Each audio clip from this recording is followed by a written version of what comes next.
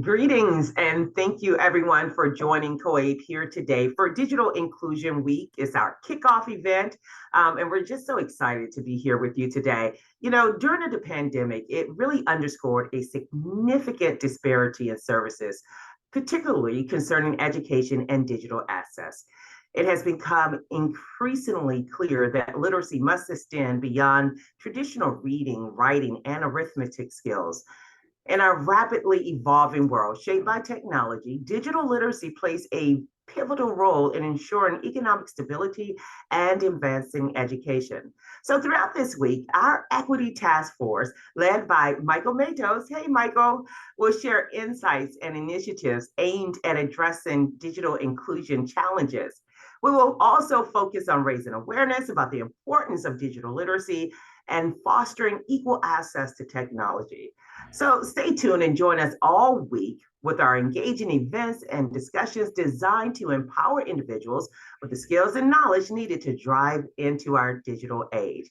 And the next speaker I'm gonna have come on is Sharon Bonney. And Sharon, just thank you so much for just birthing this brainchild and being very timely with the needs of our educators and our students by working together with the task force, with our chair, and being able to bring this much needed awareness opportunities to all of us. So Sharon, I'll turn it over to you. Well, thank you so much, Shiketa. It's really such a joy to be here with all of you today. And I just want to say, I'm so thankful for Shiketa for her leadership as our board president and her work behind the walls. You may not be aware, but Shiketa has been a force. She has been really working hard to ensure that there is digital access behind the walls as well. So thank you for that. And of course, Michael Matos as our technology chair. So we just heard from Shiketa. So thankful for her intro there. And as you know, myself and Michael will be sharing a bit more here today.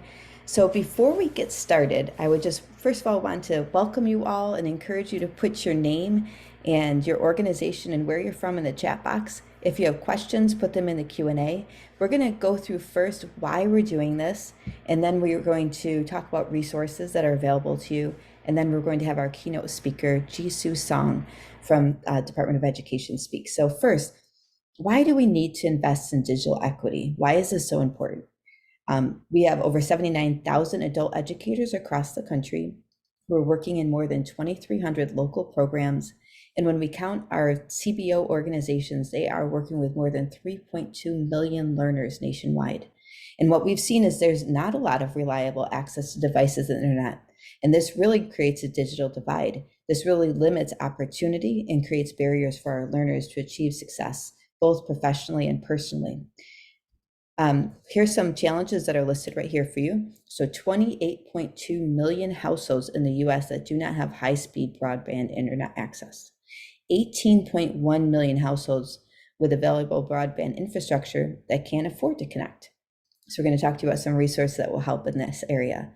47 million in the US with available broadband infrastructure that cannot afford to connect. 7.1 million households without any access to broadband network, and over 32 million adults that lack basic digital literacy skills. And I kind of feel like I'm singing to the choir here because many of you see this on a daily basis. And so we also know that there's this digital equity and broadband access funding, and it represents about $65 billion of funding. So this is one of our concerns, is how do we help the field tap this for their adult learners and for their local programs?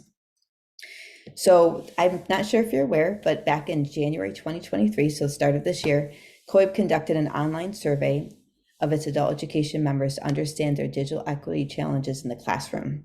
Of the 558 programs that responded, they represented almost 500,000 adult learners, 61% of which were federally funded.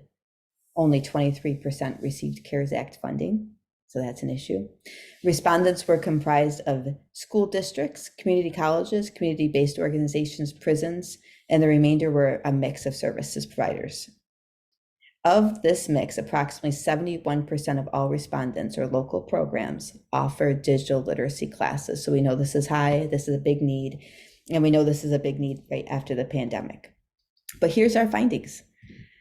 Those that responded to our survey, only 23% serve as a digital hub for Wi-Fi and device dissemination due to a lack of resources and funding. About 26% do not have the Wi-Fi and devices they need at the local program in the classroom. And 58% of those that said that were rural or suburban areas. 39% of the respondents indicated that their learners had Wi-Fi and devices but had to share the devices at home. So this would be, I know in my family, I have 3 learners here at home, plus my husband and I, who also work from home, plus my mother-in-law. So you'd have 6 people trying to get on at one time. And if you're in an area where there's not a great broadband access, that can really be an issue. 67% of respondents reported that the lack of Wi-Fi and devices had negatively impacted their adult learners completing assignments and or attending classes. And I just want to share a quick personal note. I was personally impacted by Hurricane Ian last year. I didn't have access for over a week. And when I did finally have access, I remember that the Wi-Fi was super slow and my hundreds and hundreds of emails were slowly downloading, and the stress that I began to feel as I was thinking about all the work that I had to do and to catch up on. As anyone who knows me well knows, I immediately thought, I wonder if our adult learners feel like this. You know, if they have really slow internet access, does this negatively impact them like it was impacting me? So that was just one of my own personal experiences. You know, this survey is still open. You can still participate and have your learners participate. So we'll put this in the chat box so that you as a local program provider can help us to gather more input so that we can continue to put numbers out. So we also want to encourage you to share your adult learner success stories with us, as well as your adult learner challenges with us. So we have that as part of our digital equity campaign. We'll put the link in the chat box as well there. We know that digital literacy is essential to closing the divide. We know it's not just about access. Adult learners need digital literacy too. So if we're going to close that digital divide, digital literacy is essential because adult learners must be proficient to participate in digital economy. Millions of adult learners want to be connected. They want to have those digital skills. They need to get an education, turn in their homework, find jobs, access telehealth services, communicate with their teachers, their families and friends, and participate in online banking and other financial tasks. And they cannot do so without digital literacy. I'm reminded of a story I just heard recently about how a woman had the device, she had the access, she didn't know how to get on the computer. So there's that digital literacy piece, right? So we know that there's those 3 components. They need the access, they need the devices, and then they also need to be able to know how to use them. So what is COABE's work in digital equity? I'm really happy to share that for over 10 years now, we've had a digital equity strand at the COABE conference, and I want to give a shout out to World Ed, who has done a phenomenal job of helping us coordinate that. They've been the strand partner for that. If you attended the 2023 conference in Atlanta, Georgia, you know that Rachel Riggs from World Ed led a chat GPT session there as well. They're just doing excellent work in this space, and they've been a wonderful partner for 10 years now. We've also had digital equity webinars for the last 6 years, many of them. We've also had a digital equity symposium for more than 3,000 attendees. We published a digital equity edition of the COABE Journal.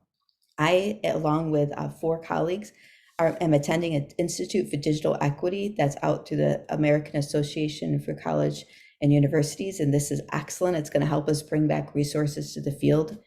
We've had many discussions with business and industry, with Comstock, with Apple, with T-Mobile, with Verizon.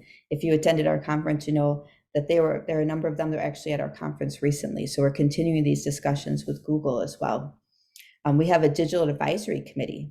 We have a digital equity campaign, and we have our digital change agents, which you'll hear from at the end of this session. So COABE has really been hard at work, engaged here. And as you know, we have this Digital Inclusion Week. There's a number of resources that Michael Matos is going to talk about in a moment. We have the Digital Inclusion Week Student Center, which I really want to encourage you to check out to have your adult learners participate. We will give out prizes at the end of this week for adult learner participation. We have our social media campaign. So there are a number of different resources on that social media campaign, such as we're going to have a Twitter storm, but there's all of these clip art graphics that you can right click, save down, and put out on social media. You can put them into your newsletter. You can put them on your website. These are available to you as well. Before I turn this over to Michael to share a few words about resources, I just wanted to mention that we have talking points that are available on our website as well. You can copy and paste them in and put them out again, all those different ways through social media, on your website, on webinars, that sort of thing. But these are talking points that will really help you make the case for why we need the funding, why we need the devices and Wi-Fi as well. We have fact sheets as well in our digital equity campaign with lots of talking points there too. And now I'm going to stop sharing my screen. I'm going to turn this over to Michael, who's going to talk about the resources that are available on our Digital Inclusion Week site. So Michael. Good morning, everyone. Yes, just truly honored and energized before you today as we kick off Digital Inclusion Week at COABE, an event that holds a huge importance in an ever evolving digital world. This week, we come together to celebrate the power of connectivity and to bridge the digital divide and to ensure that no one is left behind in this digital age. And as Sharon mentioned, we have a number of resources to share throughout the week. But we have a resource site where we highlight a number of these through links on there, and the link will put you through onto that site. One resource that I wanted to highlight today, which is ever changing because of one of the benefits that they work with, we'll call, which is the Affordable Connectivity Program, the ACP, and it's the Education Superhighway, which we have a link here to the one we're seeing on the site right here. This is their main page, but they have a number of other resources as well as links that will take you to some most asked questions and even where to get some of that information in your area. Do we have, can we go on there you go. Oh, thank you. Okay. Ways to qualify for the ACP, as you can see there, and then a way to, in a number of different languages, as you can see in that yellow box over on the right there where it says the Affordable Home Internet Made Easy. You can change that to a number of languages to be able to go through that process as a practice and then go and enroll in your language, preferred language, that is. So that's on that page as well. And one other feature that I wanted to talk about was the certification that they also have there. It's definitely rich with material that you can use later. And you get a certificate, you know a little bit more how to help and continue to help with getting people on to the ACP. So take a look at that. It's free, and it's something that might benefit your work currently, or as you run into people every day asking you for that information. So yes, we'll share those links if we can. Yeah. Here. Yes. Thank you. That's great, Michael. Yes, I'll go back through and share those links when I have a second, unless you want to go on the website and do that. But that's right there in our resource center. Great. Well, I want to thank everybody for making time to join us today for our featured keynote speaker, Jisoo Song. I would like to share a bit about him. I have his bio right here, so give me a minute as I share. He writes, "To build a better world, we need to replace the patchwork of lucky breaks and arbitrary advantages today that determine success with the fortunate birth dates and the happy accidents of history with a society that provides opportunities for all." And that's a quote by Malcolm Gladwell. Then he says, "At the U.S. Department of Education, Jisoo leads the Office of Educational Technology's digital equity initiatives to expand adoption of reliable, high-speed broadband and digital tools for learning. He also develops intra and inter-agency partnerships to close the digital divide for learners furthest from opportunity and provide subject matter expertise to internal capacity building and technical assistance efforts. So I have to say that Jisoo and I have met multiple times. He leads a number of different committees and groups that COABE participates on, and he has really been a wonderful partner. He went ahead and, because we were concerned about the government shutdown, he pre-recorded his message. He was going to join us live. And then as he and I stayed in touch throughout the week, he said, you know, it might just be best if I pre-record my message. And so we thought that was great. So I'm going to share this with you now. Let me share my screen here. And I'm just super grateful to him for doing this. So I'm going to go ahead now and share this with you. All right, good morning, everyone. My name is Jisoo Song, and I serve as the Digital Equity Advisor for the Office of Educational Technology, or OET, at the U.S. Department of Education. Thank you so much to Sharon and COABE for inviting me to this Digital Inclusion Week event. I wish I was joining this live, but I'm joining you instead via recorded remarks. Just to introduce what I do at OET, my role is to engage in collaborations across the federal government to help maximize the impact of various policies and programs that aim to advance digital equity for our learners, including our adult learners. So for today's kickoff, I just have three things I want to primarily cover.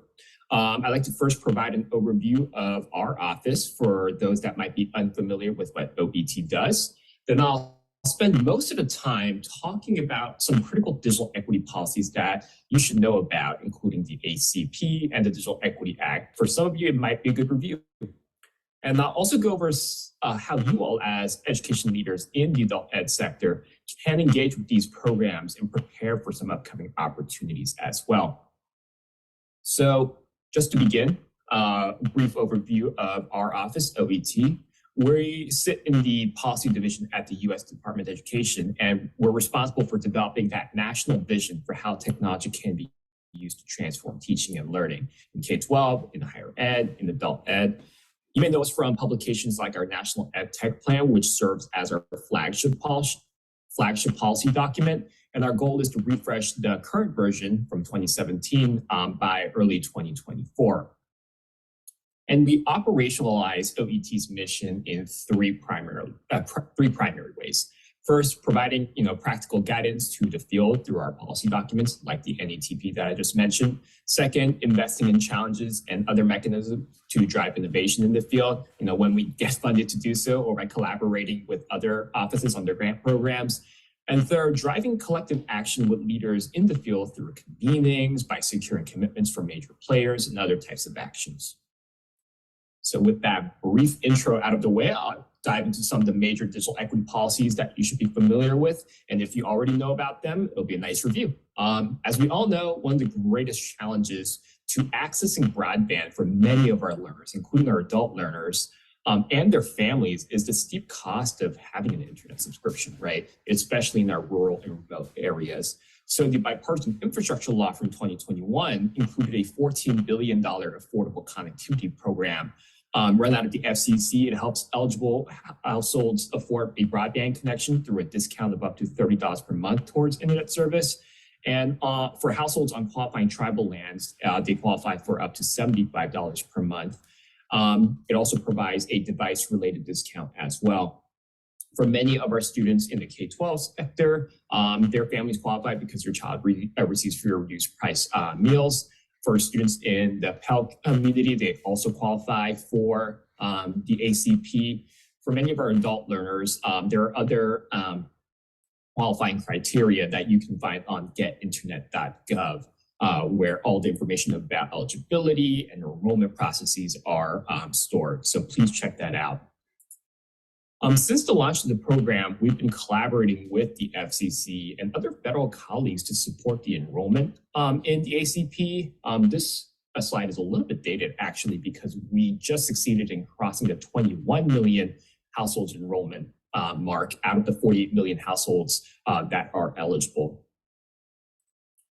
So since the launch of the ACP, we've been working with the White House to champion the program's success. The president secured commitments from several ISPs to lower the cost of their services, making out-of-pocket costs for many ACP-eligible households effectively zero. And we know Vice President Harris has also been promoting the program at various events during her travels as well. The White House knew that local community-based efforts are key to the success of the ACP, and they also knew that students would be one of the populations that would benefit the most from the ACP, especially as digital learning opportunities increase in the upcoming years. So under the leadership of the White House, we launched this campaign called Online for All in partnership with an organization called Civic Nation. And the goal of the Online for All work is to close the digital divide by focusing on internet access, affordability, equity for students, families, and all Americans by driving enrollment in programs like the ACP. So this partnership actually kicked off with a week of action back in June 2023. More than 300 supporting organizations from nearly all 50 states volunteered to help their communities enroll in the ACP. Several federal agencies and private sector leaders stepped up as well. The Department of Education did our part by sending a letter to over 80,000 school administrators and notifying over 5 million Pell recipients. Secretary Cardona also led a kickoff webinar with NASSP, AFT, NEA. The week of action actually resulted in the highest ACP enrollment week since the launch of the program and succeeded in reaching 1 million additional folks to create that awareness around the ACP. But the work isn't done yet. As I just talked about, there's 48 million eligible households nationwide out there that could take advantage of this program, right? So here's how you can engage with us on this ongoing work. Building on the momentum from the week of action, we actually launched a back-to-school connectivity challenge, calling on different sectors to embed ACP into back-to-school activities, since this season can be a critical time to share information with families. We actually had an in-person roundtable back in August to announce the challenge, which I think COABE attended. So if your organizations are interested in participating, or maybe we have state agencies listening in on this meeting, we're encouraging folks to share information about the ACP with your community and embed ACP sign-up opportunities into those back-to-school activities. Then tell us what you did there's a simple form on onlineforall.org/back-to-school. You can also share on social through #onlineforall. There's a lot of helpful resources and toolkits on onlineforall.org as well to help you get started.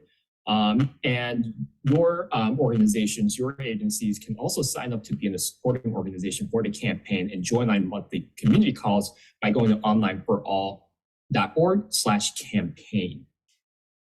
So just to quickly also share, Secretary Cardona also dedicated a stop during his back-to-school bus tour last month to promote the Online for All campaign in Kansas City. He joined a community of 3 district superintendents, different community organizations that are active in the Kansas City metropolitan area, and also FCC Chairwoman Jessica Rosenworcel to talk about how we can promote the Affordable Connectivity Program in this region. He also dropped in on an ACP training session with many instructors, so that was really good to see. So I want to move on now from the ACP to talk about another policy item that you should be aware of, which is the Digital Equity Act, which was the part of the broadband package included in the bipartisan infrastructure law. And from the Department of Education, we believe that we have an opportunity through its funding to make home access to broadband and digital opportunities more equitably and sustainably available at scale for many of our educators and our students. This funding from the Digital Equity Act, which is administered by our wonderful colleagues over at the Department of Commerce and NTIA. The first part of it funds the development of state digital equity plans. And the awesome colleagues over at NTIA requires that these state plans for digital equity include strategies to address the needs of what they call their covered population. So you can see that on this slide. So we can see that learners, students aren't explicitly included in this list of covered populations, but we as the education sector know that the students and learners that we serve overlap with every single one of these populations, right? So the Office of Ed Tech has been saying that we see a necessity for those state digital equity plans to address the needs and assets of the education sector in order to fully close that digital access divide.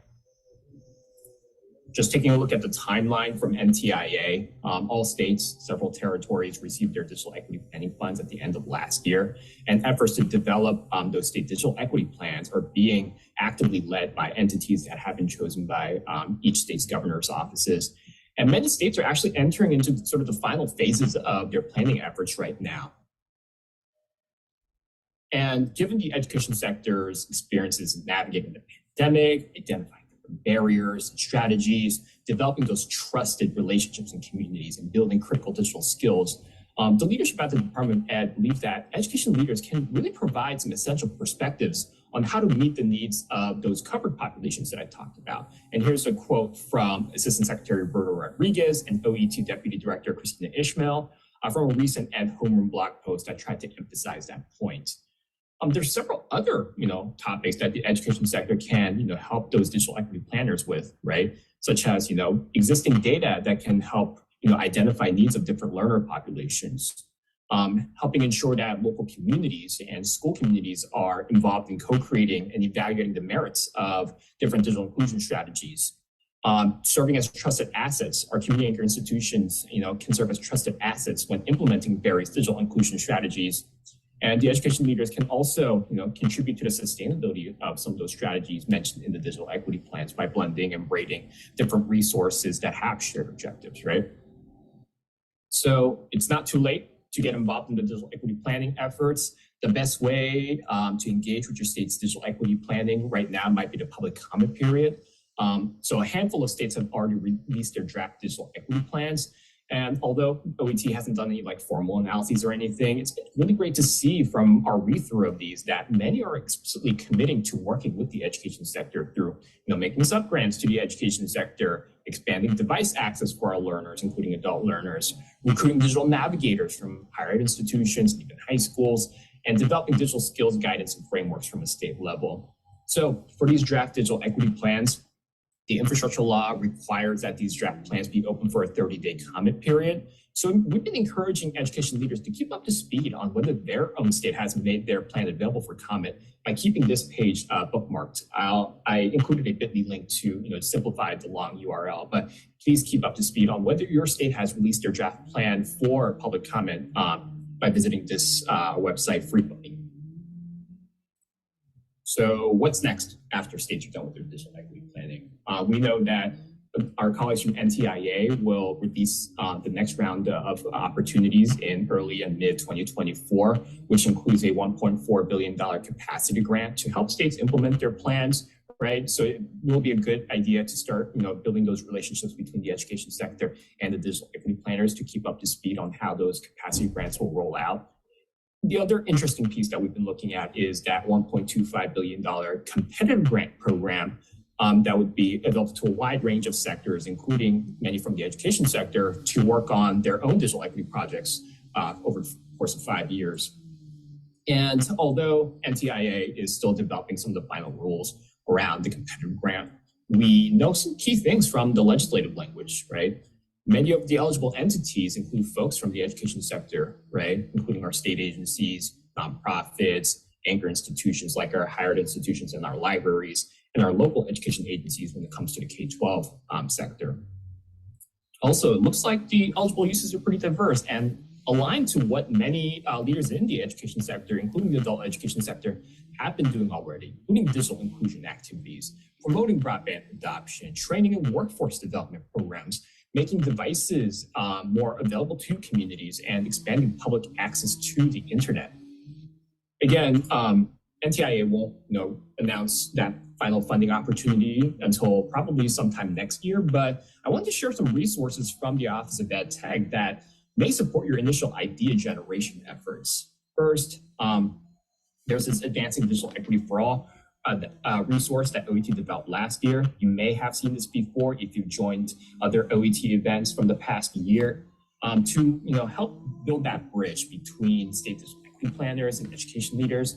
We developed this publication that was informed by a series of learner-centered listening sessions that we pulled off in 2022. And this resource dives deeply into those pressing barriers to broadband access for our learners, focusing primarily not on physical infrastructure, but the human level adoption barriers. and suggest promising strategies for navigating those barriers. Please feel free to reach out to me if a more specific briefing on this resource might help. But for now, I've included the QR code to the resource as well as the relevant link. We know that when trying to develop ideas for potential grant opportunities, examples always help. So throughout 2022 and 2023, we've been collecting stories of innovators from across the country on our story engine. We've highlighted efforts led by organizations like, Bite Back, which serves adult learners from low-income backgrounds, offers digital skills programming in multiple languages, engages in community partnerships to host their programs where learners already convene. And then we've also highlighted programs like those from Madison College, which serves migrant workers and their families, offers devices free of charge, embeds digital skills building opportunities into their high school equivalency program coursework. And they also provide some wraparound supports as well on the side, from flexible scheduling to childcare. So you can see, I believe there's like 30 different stories included in our engine. So please take a look at that for additional examples. Here's one other resource that we've recently published that you might consider. The National Partnership for Student Success, or NPSS, is a public-private partnership that's bringing together experienced organizations to recruit an additional 250,000 caring adults in roles serving as tutors, mentors, student success coaches, wraparound service coordinators, and post-secondary transition coaches. Since the beginning of 2023, many NPSS supporting organizations came together to form a digital equity working group and consider ways that those roles supported by NPSS could serve as community ambassadors for digital equity. So this collaboration actually kicked off with a webinar/workshop back in May, where the working group heard from the field about some exemplary models and resources. And the working group learned from this virtual event that people-powered supports are critical to advancing digital equity in communities furthest from opportunities.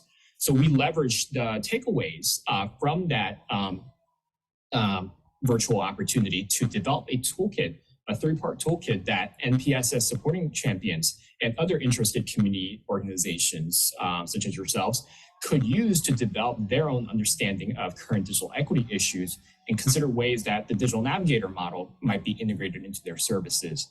So this resource might be another tool in your toolbox to help design strategies to advance digital equity in the adult learner community.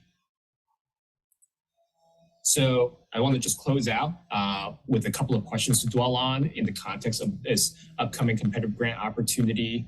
What ideas are you thinking about exploring? How could you build on already ongoing work to not recreate the wheel?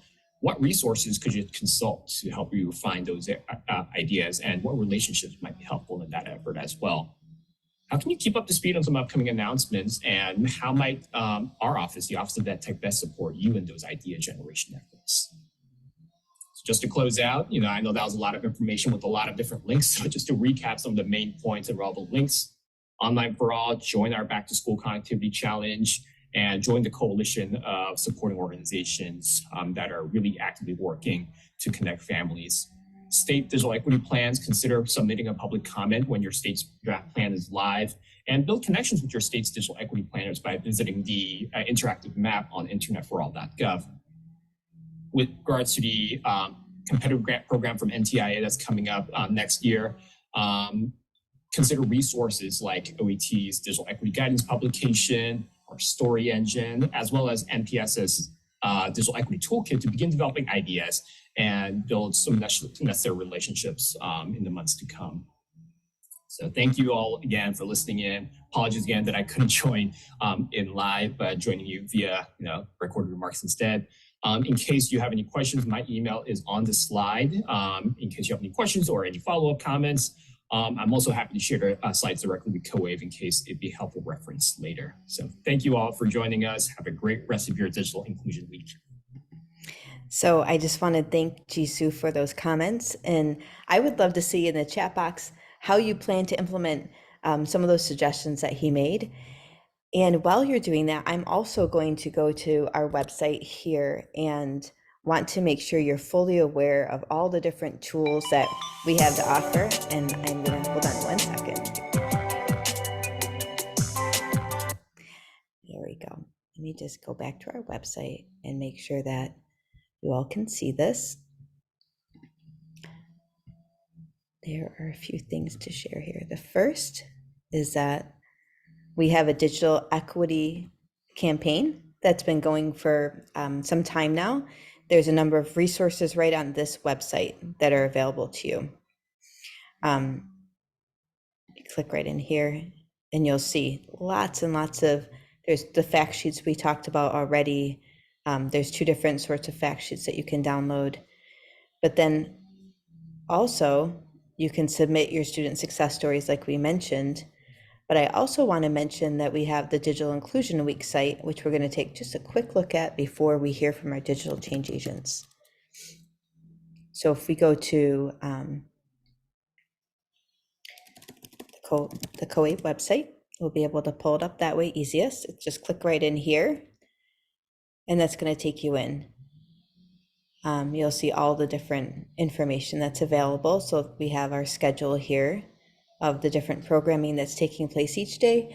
And I want to give a shout out to the folks that are on this schedule were the best of the best at the COABE conference. So these were the ones that we went back and looked at that digital equity strand, and through the work of the Digital Advisory Committee, determined which ones to proceed with. So we have that. But then also each day you're going to see that there's information that you can participate in. So right up here we have their schedule, events, resources, and social media. You'll see all the resources, and Michael pulled out 3 of them that he really encouraged us to take advantage of. But I wanted to mention here the Digital Inclusion Week Padlet. When you click in there, you can enter the activities that you're engaging in, and then we'll be able to have an overview so we can see in Chicago, there's some great things taking place. Is there any other activities taking place? Are there any other activities taking place across the country? So that would be one that we would love to hear from you. If you are planning to do anything, issue a proclamation, hold an event, attend some sessions, if you're going to use the Digital Inclusion Week Student Center, have your students take part in either sharing their success story, sending an email to their legislators, registering for the empowerment portal, joining us on social media, or today you'll hear later today at 2 o'clock the Google Scholars opportunity. So we would love to hear from you. We'd love to be able to put that on our digital inclusion Padlet, just like we did for Adult Ed and Family Literacy Week. And we'd love to see you on social media as well. You can see there's some sample tweets below, and we even tell you how to tag us so we can also amplify your success. So before we close out, I wanted to bring up that there is a really special initiative underway called the Digital Change Agents. And these are individuals that, very much like the State Advocate Fellows, are trying to take action at the state and local level to really help move this forward. And so we do have a short video from them, and I would love to close our time together out with that. Meanwhile, if you put in the chat box how you'll be engaging during Digital Inclusion Week, we would love that. So I'm going to share this here, and hopefully you'll be able to hear it.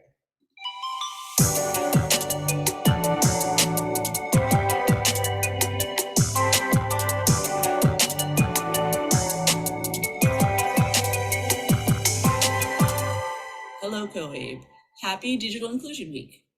I'm Elaine Roberts. I'm the Director of ESOL Programming for Catholic Charities Community Services in New York. And I'm also very proud to be a digital change agent for New York State. I was interested in becoming a change agent because I see every day in my work with students how important digital skills and access are for our students. I'm also really excited to be part of a professional community of adult educators and advocates. Happy Digital Inclusion Week. I'm Jackie Aguilera from Houston, Texas, and project manager for the Mayor's Office for Adult Literacy. Digital change agent. Sounds like an opportunity to go on a secret mission, doesn't it? Well, thanks to COABE, the mission towards digital opportunities and equitable access to connectivity, technology, and training needed for our tech-driven economy is definitely not a secret. Being a digital change agent is an opportunity to be a messenger for resources and partnerships that support digital literacy in adult education. It's also a chance to educate decision makers on all levels of government and in business about digital inclusion and to make the case for investment in digital literacy programming.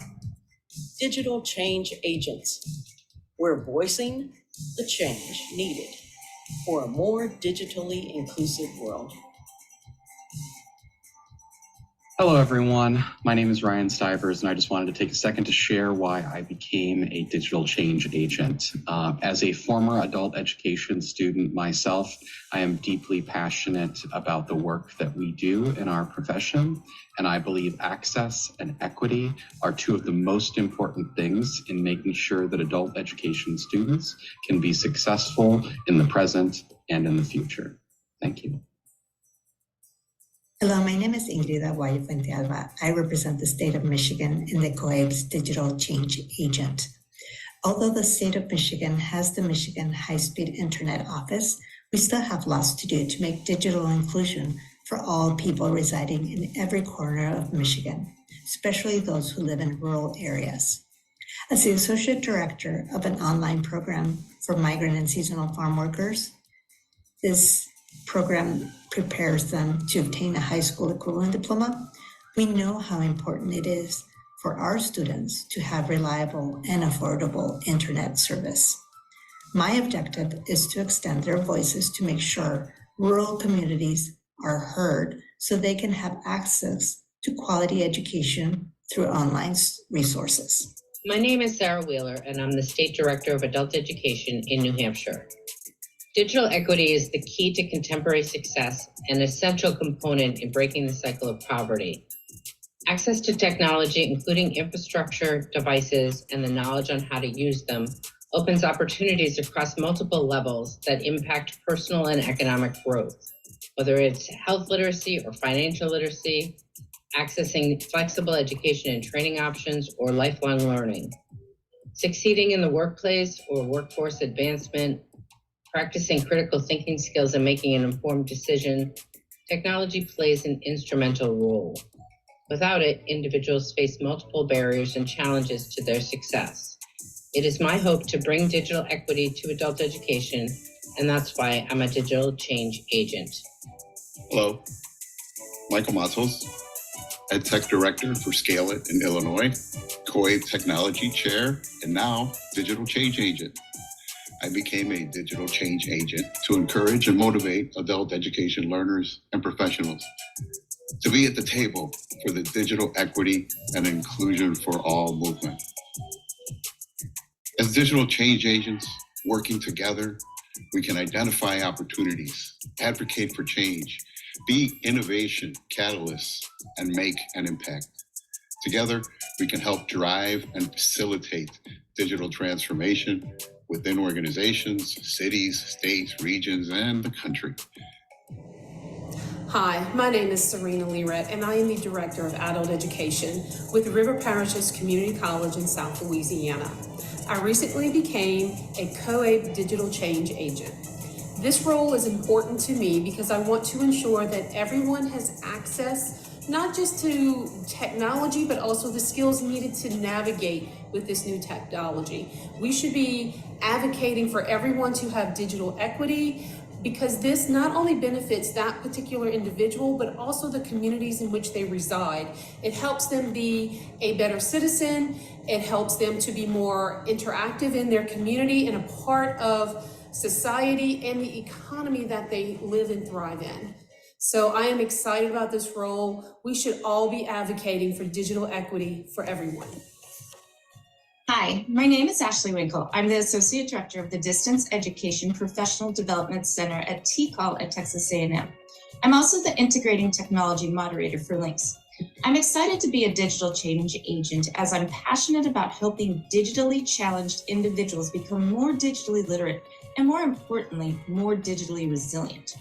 There are a large number of adults in Texas who not only lack in the necessary digital skills needed to survive in today's world, but also in having equitable opportunities to acquire those skills.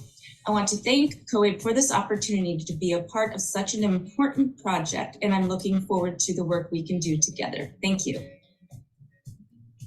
Hi, my name is Shannon Metter. I am the Regional Program Manager for Mount Rogers Regional Adult Education Program in Southwest Virginia. And the reason that I chose to be a digital change agent is because I want to be sure that our learners here in Southwest Virginia have a voice in getting the tools they need through digital literacy so that they can become successful and have jobs that will enable them to support their family, and also jobs that pay well enough for them to maybe even have a better way of life. Having those digital tools also may give them opportunities to further their education that they might not have had before. So I'm proud and pleased to be a part of this program, and hope that it will help our learners be very successful. Thank you. Hi, my name is Nicole Menino Johnson. I am a Special Projects Manager at Literacy Pittsburgh. I decided to become a COABE digital change agent to continue my work with digital inclusion. In Pittsburgh, I'm involved with the Greater Pittsburgh Digital Inclusion Alliance, and my goal is to keep advocating for digital skills to be included in the conversation and in the funding opportunities, and to raise the voice of adult learners so that their needs are heard. Thank you so much. Hey y'all, my name is Joey Lannerman with Community Learning Partners. I decided to become a digital change agent because I've seen firsthand the power and potential with technology. When I first started teaching online in 2014, I had an adult learner that essentially needed support that I wasn't able to provide because I was busy with other classes and other programming. So together we collaborated and essentially built our own class using nothing but YouTube videos and YouTube playlists to kind of share ideas back and forth. And the student essentially built that pathway on YouTube and taught themselves what they needed to learn to get ready for specifically the social studies section on the GED. And at the time, it kind of opened our mind to the role of the teacher changing in the digital age, and that if we can help our students build essential digital skills, they can use the internet and technology to teach themselves anything across a lifetime.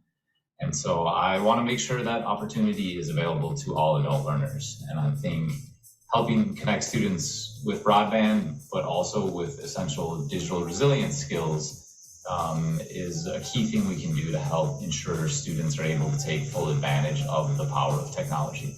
And I'm excited to play whatever small part I can in advancing that conversation.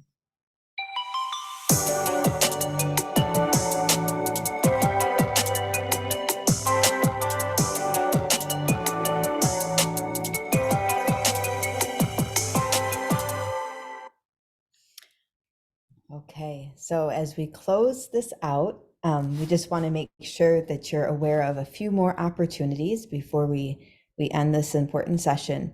So this has to do with digital equity as well. I'm going to pull up my screen one last time here so we can look at these opportunities together.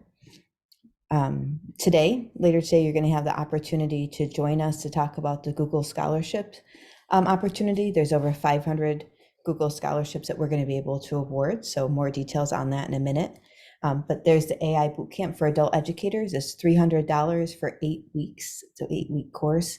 Save your seat. We have a capacity limit of 50. So if you're interested in that and how it can help you on the job, Joey Lehrman, who is the last gentleman to speak, is one of the folks that will be running this for us. And we're super excited about that. And we already heard from our digital change agent. So I want to thank you for attending, and I give Michael Matos, our technology chair, a moment to say the last words as we close out. Michael? Thank you so much, everyone. Please continue throughout the week, to explore the aspects of digital inclusion. From access to affordability, to digital literacy, to the social impact of technology. So please stay tuned. We've got some great events throughout the week. So keep us on. Great. And so, Michael, I am seeing some questions in the chat box, so I'm going to go ahead and post a few Please. links before we close out here. So first of all, I want to post into the chat box the Student Center, and that is right here. You can find that. Then I also would like to post as well about the programming that's later today at 2 o'clock. So let me just go there real quick on coabe.org.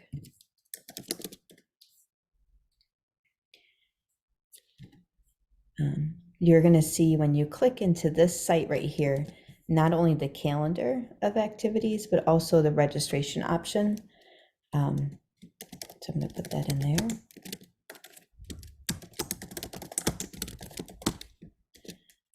Okay, so that you'll see that, see all the resources, all of our digital equity information and all of that.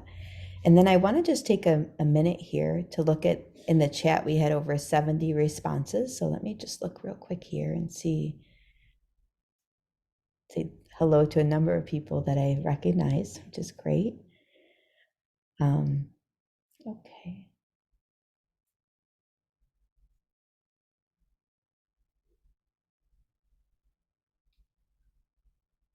So I see, want to say thank you to Rachel Riggs for joining us. And she is one of our former digital change agents, and she's just doing great work for World Ed, which we also promote across our platforms. I see that Kathy Bledsoe is providing a 1 hour a week, every other week, digital literacy class in all of our HSC GED classes. So it's just awesome. And I see that we also have some activity taking place in California as well as Louisiana. So one of our members here is saying she plans to seek help getting internet in all of her local classrooms. So I just really want to encourage you all to go to attend the daily programming. You'll find there's lots of resources that will be made available to you, and you'll hear from experts in the field. But also, if you go to the COABE website, which I see Lindsay and Michelle shared in the chat box, that you'll also be able to access additional resources that way. So thank you all for making time to join us today. And we look forward to continuing the wonderful celebration for Digital Inclusion Week. Thanks, everybody. Bye now.